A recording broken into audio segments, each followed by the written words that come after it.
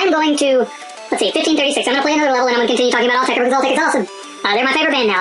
I will jump ahead in the story and tell you that. So let's pay attention to the ships with the shots and the shots with the ships, and let's not place my ships in the same place this time. Let's go here and here. I want to continue talking about Autechre, so let's go here and turn. No, turn. I want you to turn. There we go. I'm going to put you right here. Yeah, and put you here. Okay, that's completely weird for a setup for me. Okay, so we have the sub shot, we have the frigate shot, the destroyer, the cruiser, and the battleships. I think, is this the one that I missed? No, I think I got all of them off. I don't know. And I'm going to use a different strategy this time because my last one didn't work very well. Okay, so shoot this here. And Autechre, the album that I bought, the 2-pack album was what was it called? Repetae Plus Plus. And that turns out, I found out later that he got my sub already. It's good that I used my sub shot, see, that's why I used that strategy.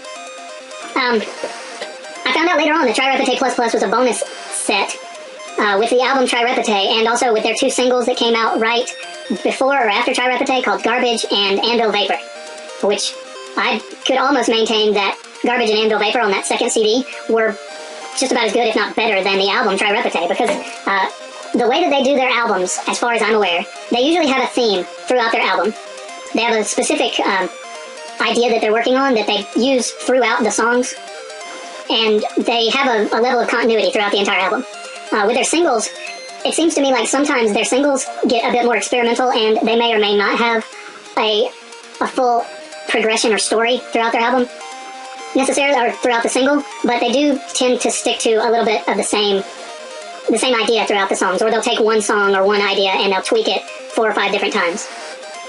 So basically what I'm getting at is their singles at that point in time, and still kind of seem to be like that today, focus on being a little bit more experimental than their albums. Their albums are a bit more user-friendly, if that's a word that you can use, accessible to a mainstream audience, as mainstream as Autechre can be. They're mainstream internationally, but they're not, I don't think they're mainstream America. They're mainstream in Europe and Japan, mostly, as far as I can tell. I have one more shot, right? Okay, one more. I'll use that one right here. And I know I'm leaving the bottom open for whatever, but I'll get back to it. Ooh, a frigate. I like. So yeah, obviously I got stuck on Autechre there. But I listened to Squarepusher for a long time. I found Squarepusher after I found Autechre. I found Warp's webpage, and I found that there was another guy on the webpage, their record label named Squarepusher. And this was back in the time when Warp Records was only about, had only about 30 or 40 acts assigned to their label. So they still weren't very big in America. I think most of the albums that I bought were either import or brought to America by Autechre. One of Autechre's albums was brought to America by Nothing Records, which is Trent Reznor's record label of 9 Inch Nails. But I think the first Squarepusher album I got actually was brought here by Nothing, but I'm not positive about that. So anyways, I didn't like the first Autechre album that I listened to, Repetae. I bought it and did not like it very much. I listened to the whole thing, but I just couldn't grasp it. There was something about it that I wasn't understanding, or it just didn't seem to make much sense to me. It seemed a little too complicated, I guess, and this is coming from a person who liked Aphex Twin instantly. I could almost maintain that Autechre's music is a bit more technical than Aphex Twin's music. Autechre's music is a bit more mathematical, maybe? I don't know the way to describe that. Maybe their music is a bit more experimental, I don't know. I like both of them. But I think, as far as my library goes, my library of music, Autechre has withstood the test of time. I don't listen to Aphex Twin as much, even though I do sometimes. I listen to Autechre still. I try to listen to them as regularly as I can. And every time a new album comes out, I get it.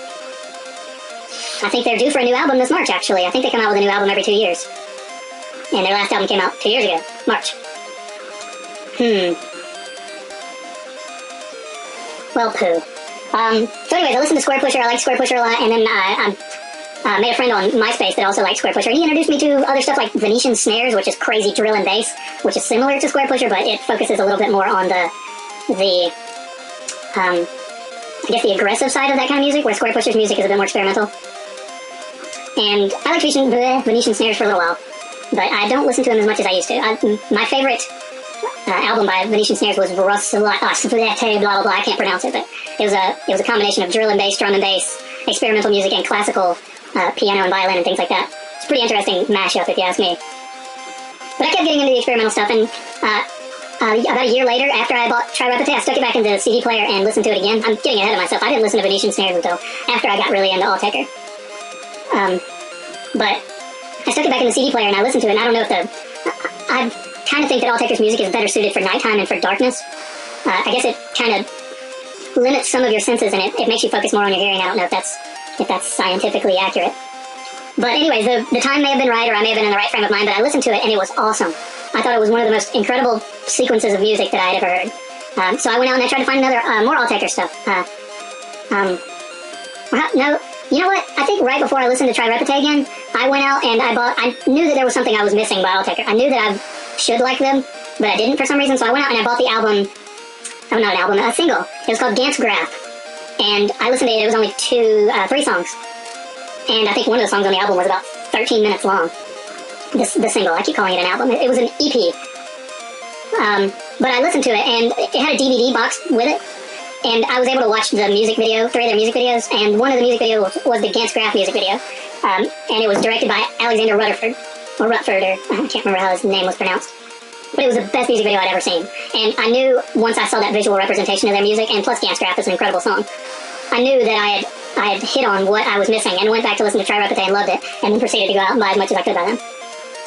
Awesome stuff. That was right around the time that Draft 7.30 came out, and I had just started listening to Chiastic Slide, or Chiastic, I don't know how you pronounce that.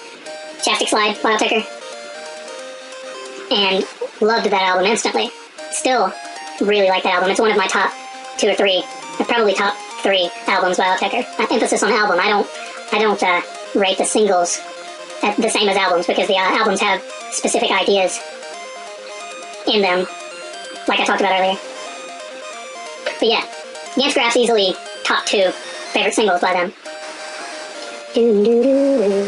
As far as my favorite Autechre album goes, Tri Repetae is the most accessible, I think. It is the easiest to listen to. There aren't any songs on it that I ever feel like I want to skip over. And it has the song Rsdio on it, which is, if anybody is curious about Autechre but didn't ever really like their stuff, I encourage you to go listen to the song Rsdio off of Tri Repetae. That is a very, very dancey song. Their music's not normally dancey, but at the same time, it's very mental. It makes you think. There's a lot of really interesting effects that they subtly hit on in the song. They don't go overboard with it. They hit on it once or twice. Great song. Very listenable. Let's see. Second Bad Vilbel off of Anvil Vapre is a really cool song too. There's a music video that goes along with that Cunningham did. The guy that did the Windowlicker music video. And Come to Daddy. And Come on My I think he did Come on My Selector by Squarepusher too. So yeah, he's done a lot of crazy stuff like that. He did All Is Full of Love by Björk. He did the music video for that. He's done all kinds of crazy stuff. Probably one of my favorite music video directors. Next to Michel Gondry and Alexander Rutterford, obviously. Wow, this video is getting really long. I need to hurry up and whoop this guy. Alright, he's gonna be this way, right?